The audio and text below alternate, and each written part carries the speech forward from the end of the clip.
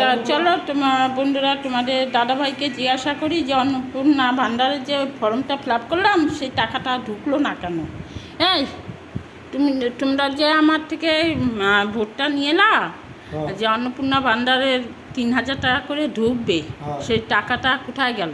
মিথ্যা প্রতিশ্রুতি দিয়ে যে নিলা, ভোট দিয়েছো, টাকা দেবে কোথায়? কোথায় মানে টাকা কি আমার বাবার কাছে নেই? ঠক করে ব্যাংকে ঢুকিয়ে দেবো টাকাটা? টাকা ঢোকানে এগুলো চিল্লাচ্ছ।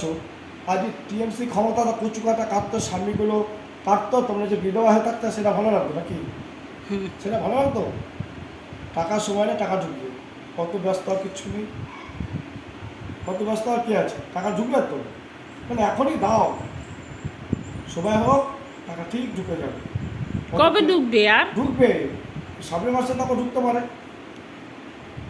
সামনের মাসে ঢুকতে পারে। ঢুকবে না তো বলেনি, একবার সরকার কি বলেছে কেউ টাকা পাবেন না, এটা বলেছে? এটা কিছু কিছু মহিলারা বলে যে টাকা ঢুকছে না, টাকা ঢুকছে না। আর ঢুকবে, সময় দিন, একটু একটু সময় দিতে হবে। 1 মাস হয়েছে মাত্র সরকার গঠন হয়েছে, এখনই একটু সময় ধৈর্য ধরতে হবে তো না, সবাইকে দেবে, টেনশন তো কোনো কারণ নেই। ঠিক আছে, দেখি কবে ঢোকে। হ্যাঁ ঢুকবে, ঢুকবে, ঢুকলে টাকা ভাগ্য আমাদের নেই, ভাগ্য তোমরাই পাবো, আমাদের পাবো না।